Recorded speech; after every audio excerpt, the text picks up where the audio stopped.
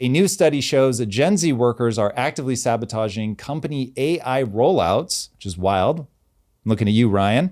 44% of Gen Z workers admit to actively sabotaging their company's AI rollout. Boys and girls, we are going through something extremely dramatic right now. Gen Z isn't skeptical of AI. You wouldn't even say that they're just being slow or tiptoeing. We're talking about sabotage. That is from a new study by enterprise AI firm, Writer and Workplace Intelligence. They surveyed 2,400 knowledge workers across the US, UK, and Europe, even across all age groups. Nearly 1 in 3 employees admits to sabotaging their company's efforts. This is wild, especially when you think that Gen Z is doing it big. They are sabotaging at nearly double the rate of everybody else. Now, I'm not gonna lie, I feel their pain. If you're coming out of school right now facing the job market and the job market's like, psych, there is no job market, people are gonna feel some type of way about that. So I completely understand. The tactics that these guys are using are not subtle. Workers are feeding proprietary company data into unapproved public AI tools, deliberately generating low quality outputs. Remember, this is of their own admission.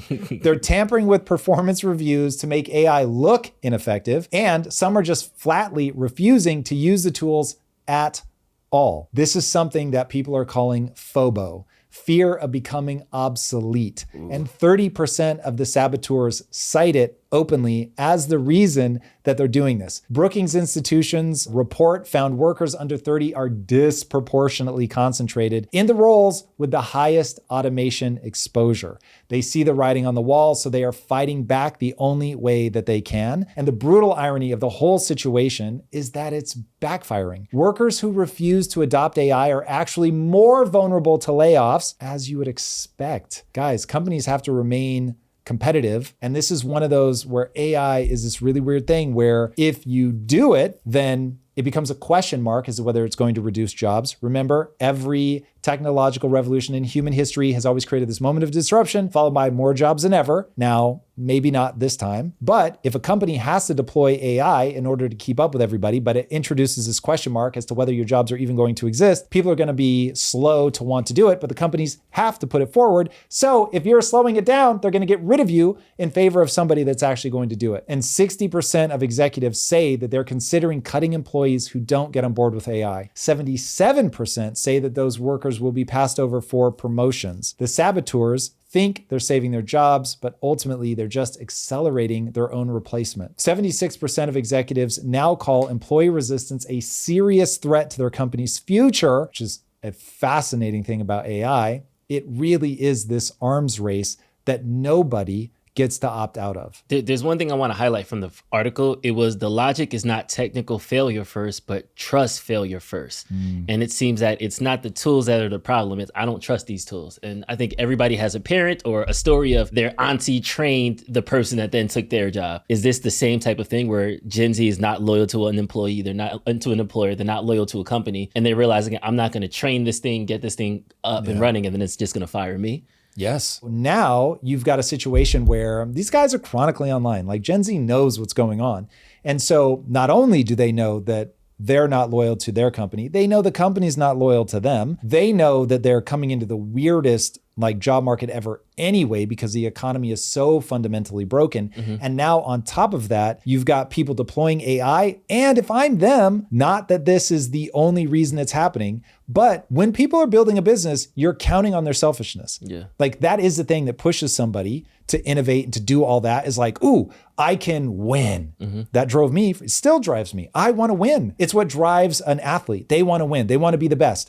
The goal isn't to get rid of human selfishness, but when you map, I'm coming into the workforce, the guys building the AI and all the other companies, they're just trying to win. They're being selfish. So they want their company to be more profitable, which is absolutely true. And that will create this sense that the problem that AI solves for is salaries. But AI doesn't solve for salaries. AI solves for cost. And so one of the ways that it will solve for cost is by reducing salaries. But there's 2 ways to reduce salaries. Get more output for the same salary.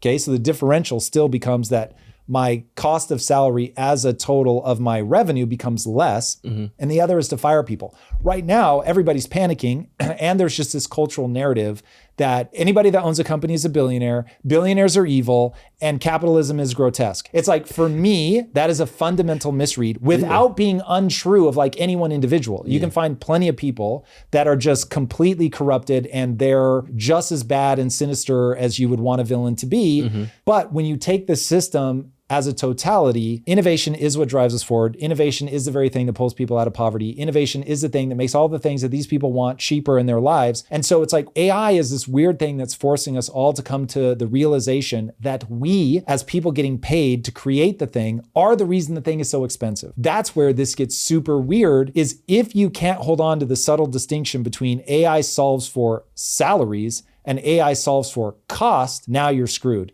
Because at impact theory, my focus is I don't want less people, I want to get more done. And so I'm just trying to get people to deploy AI as fast as I can. But when I see that when we do deploy AI, it has these huge upsides, now I am going to look at any employee that's resistant or doesn't want to do it. And I'm going to be like, if I pay the same amount of money to somebody else and put them in that role, then odds are that they're going to be able to get more done.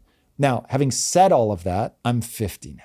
Getting to 50, Arthur Brooks talks a lot about this. You click into a new gear. Genius really is a young man's game. I hate that that's true, but it really does look true because you're not caught up in the dogma that you will build as you get older. Now, as you build that dogma as you get older, you really do get efficient, you get good, but you start seeing patterns. And one of the patterns that I see is that when you're in your 20s, you just have not mapped enough of the world yet. And so that's great. That is part of your superpower, but it also makes a moment like this terrifying because you don't know how these things play out. You may not have the historical lens of what's likely to come on the other side of this, which, by the way, the only way that AI will end up taking everybody's jobs is if they usher in an age of abundance.